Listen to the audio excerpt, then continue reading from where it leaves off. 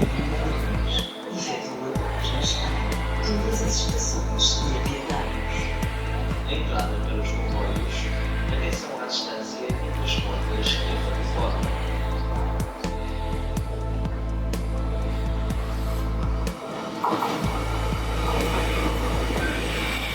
A vida é uma viagem, da qual não conhecemos nem a origem, nem o destino. Apenas conhecemos o nosso momento, o momento em que participamos na viagem.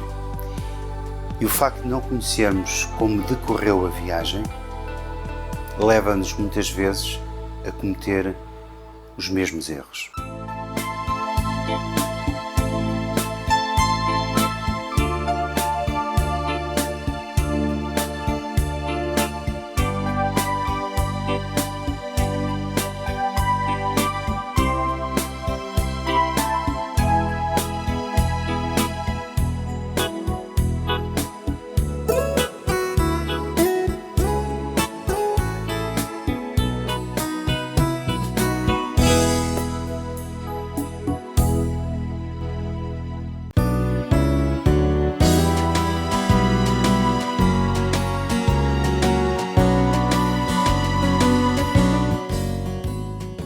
Angola, situada na costa ocidental da África Austral, o maior e mais rico território ultramarino, é atacada na manhã de 15 de março. A região dos Dembos, noroeste de Angola, foi o lugar da tragédia. Grupos de camponeses bacongos e elementos da UPA, União dos Povos de Angola, movimento dirigido por Oltan Roberto a partir do ex-Congo belga, espalham a destruição e a morte. Morrem centenas de europeus e mais de 1000 africanos. Homens, mulheres e crianças são brutalmente assassinados. Milhares de colonos em pânico são conduzidos para Luanda. Reina a desorientação. A ação relâmpago da UPA não obtém os efeitos esperados. O abandono em massa dos colonos portugueses, como acontecera no vizinho Congo. Mas inicia uma guerra que vai durar 13 anos. Fomos para uma operação com o intuito de... foi-nos dado conhecimento que estavam terroristas em determinada zona e então fomos à procura deles, é claro. E percebemos que eles estavam lá realmente. Mas quando chegámos ao sítio onde eles estavam, um bocado distante, o avião começou a andar por cima, sobre a asa direita, a dizer que era ali, que era um erro, e os gajos deram ao slide, não é? Nós continuámos a andar, vimos que não estava lá ninguém, no acampamento, continuámos a andar até que fomos surpreendidos com minas antipessoais, estás a perceber? Se com o teu olhar frio ao amanhecer me sinto lentamente a desvanecer. Vamos chegar a Canclifá. Quando chegámos a Canclifá, aquelas árvores ainda estavam todas a arder dos mísseis que tinham sido atacados no dia anterior. Tínhamos lá chegado, uma hipótese. Hoje, a partir da manhã, às 4 da tarde, começa outra vez o inferno dos mísseis terra a terra. 122 metros a cada bujarda, 3 rampas de lançamento ao longe, a mais de 20 km, ouvia-se o zunido, era cada 50 e tal horas baixo de fogo. Mas quer a perspectiva da guerra, quer a perspectiva dos filhos irem para o estrangeiro, era pavorosa para as mães, não é? Na altura. E era de facto um momento de grande tristeza que nós ainda nos lembramos. Vou falar com os meus irmãos sobre isso, da choradeira que era a nossa mãe, quando passavam as mensagens dos militares da guerra. Se com o teu olhar frio ao amanhecer me sinto lentamente a desvanecer. Então acontece que há um moço que é aqui da zona de Coimbra, que era o Alves, que vem precisamente atrás de mim. Eu passei, a seguir vem o gajo e quando o gajo pisa a mina, e, entretanto pedi a evacuação dele, que eu era transmissões. Tive só 10 horas à espera que ele fosse evacuado. Mudar garrotes, entretanto veio mais choro, passou um avião a deixar mais choro, porque eram 2 enfermeiros, foi a sorte dele também. E então tivemos ali 10 horas só, até que o gajo foi evacuado, ele e mais alguns. Os outros dias já estavam na companhia outra vez, porque era só a deslocação do... Ele ficou sem a perna. Se com o teu olhar frio ao amanhecer me sinto lentamente e entretanto ir uma picada, rebentar uma mina e a pessoa ficar cortada à metade. Então são situações muito complicadas e a pessoa ali por vezes não sabe o que é que há de fazer. Portanto, aquilo que lhe aparece depois à frente, aquilo que ele vai fazer é um ato de desespero. Uma vez destruíram lá uma parte do pilão, esse tal bar das prostitutas, teve que ir lá depois a polícia militar do exército e coisa. Foi tudo preso e tiveram que pagar prejuízo. O Alberto Jardim, que é o pai daquela Sinha Jardim e outras por aí fora, o gajo naquele tempo achava-se dono de Moçambique já. Ele já se achava dono de Moçambique. E Portugal tinha o dever e a obrigação de manter lá. Quer dizer, aquilo era dele. Só que Portugal tinha a obrigação de manter lá as tropas para segurar a vaca, para eles estarem a mamar à vontade. Portanto, aquilo não era dos interesses de Portugal. Aquilo, as colónias sempre foi o interesse de uns jogos do poder, do capital. Se com o teu olhar frio ao amanhecer me sinto lentamente a desvanecer. Há cerca de 2 semanas, tenho a certeza, 1 semana, 2 semanas, morreu um indivíduo, que é o Major Lobato, que a maior parte das pessoas não tem a noção, mas foi o prisioneiro de guerra português que mais tempo teve nos calabouços. Portanto, foi um piloto, ele na altura era sargento, piloto de T6.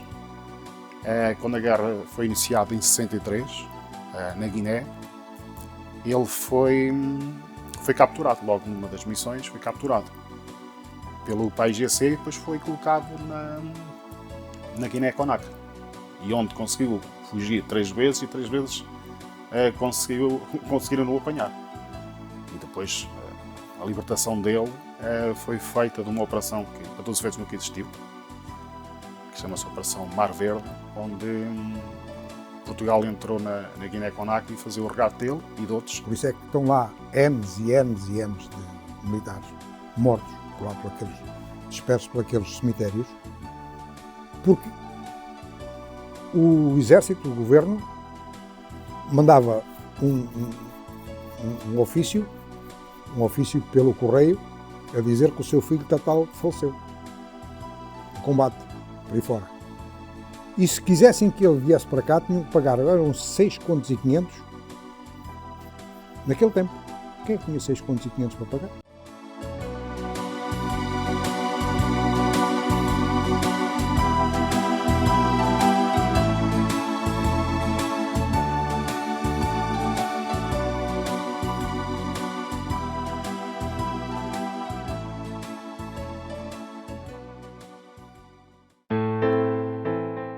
Para manter a soberania, tive de partir um dia para a guerra do ultramar. Lá me deram uma farda, granadas e uma espingarda e obrigaram-me a lutar. Embarquei no Veracruz, muito brilho, muita luz, era uma cidade flutuante. Foram 10 dias no mar, a comer e a jogar, o tempo passou num instante. Fomos para o Grafanil, éramos quase 3.000 e íamos com as lições bem estudadas. Mantenham a vigilância, respeitem sempre a distância, cuidado com as emboscadas. O meu percurso era longo, pois São Salvador do Congo fica no forte do norte de Angola. Em coluna militar, pois tínhamos deixado o mar e à cintura uma pistola. A G3 era a rainha, para os pretos a costureirinha, por dar tiros de rajada.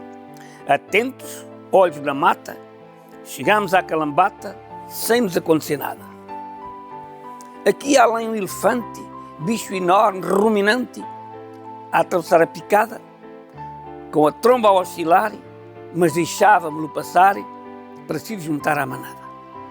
Ao chegar ao meu destino, sentia-me pequenino perante aquela imensidão e comecei a duvidar do que ouvia ao Salazar, é tudo a bem da nação. Por aquilo que lá vi, bem cedo me apercebi que os pretos tinham razão. Salazar, o ditador, dizia com muito ardor, é tudo a bem da nação. Vi por lá muita miséria gente humilde e gente séria, sem uma fatia de pão, descalços, esfarrapados, pelos brancos explorados e tudo a bem da nação. Assisti lá uma cena, não a conto, não vale a pena, não iam acreditar, nunca mais esquecerei. O que eu sinto só eu sei e como é triste recordar. Mas deixemos esses pormenores, digo a todos os meus senhores, estive lá, fui combatente, depois da missão cumprida, com 24 anos de vida, regressei ao continente. Com o teu olhar frio ao amanhecer, me sinto lentamente a desvanecer. Se com o teu olhar frio ao amanhecer, me sinto lentamente a desvanecer. É o amor e o relógio sem tempo. É o amor uma dança sem ritmo. Foram muitas horas com a cabeça no chão, não é? A disparar, o gajo nem os via. Eu disparava para cá e ele disparava para lá. Com o teu olhar frio ao amanhecer, me sinto lentamente a desvanecer. Aliás, nos estudos que até hoje foram feitos, morreu mais gente em manobras, neste caso era teatro de guerra, mas morreu mais gente que por descuidos, por outras situações, do que propriamente nos livros que trazem o levantamento que foi feito sobre as pessoas que morreram em combate. Quando as pessoas perdem um amigo, é da maneira como perdem. Portanto, ou seja, eles iam para uma picada e a pessoa que eles eram, a pessoa quase como irmãos, não é? Portanto, entretanto, fica ali completamente desfeita e não há hipótese, por vezes, no meio neste caso, da selva.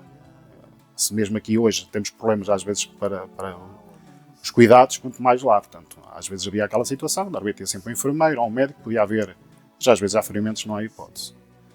E quando ele, entretanto, vê essa pessoa, e especialmente aquela pessoa que era amiga, que ele vê que está completamente estrupidado e as tripas de fora, portanto, aos bocados, portanto, a maior parte das vezes as pessoas juntavam-se aquilo, já não há a pessoa. E por vezes, em determinados cenários, a pessoa era enterrada logo ali no local, porque estamos a falar em climas muito úmidos e que não havia hipótese de transportar, porque às vezes havia missões que duravam semanas.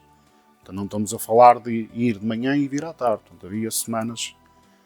E a primeira coisa, quando ele chegou a fazer, quando chegou neste caso, algum morado às palhotas, tudo o que era crianças, tirar, portanto, normalmente as crianças andavam nas costas das mães, ou com a baioneta fazia logo, neste caso, a morte da mãe e da própria criança, como também chegava a tirar as crianças, a tirá-las ao alto e furá-las com baioneta. Mas isso é um lado de desespero. Isto é guerra. Na guerra, infelizmente, não há situações que são melhores ou são piores. É a guerra. Lembro muito bem desse dia, como se fosse hoje. Eu tinha ido pela mão da minha mãe. Tinha apenas 8 anos, mas aquele funeral marcou-me para a vida. Lembro-me que estava um dia chuvoso, frio. O largo do Cardal, meio despido, estava cheio de gente à espera do Alberto, um moço simpático, muito bem estimado em Pombal. Tinha ido para a guerra do ultramar e naquele dia regressava definitivamente à sua terra, cadáver. Tinha morrido na guerra.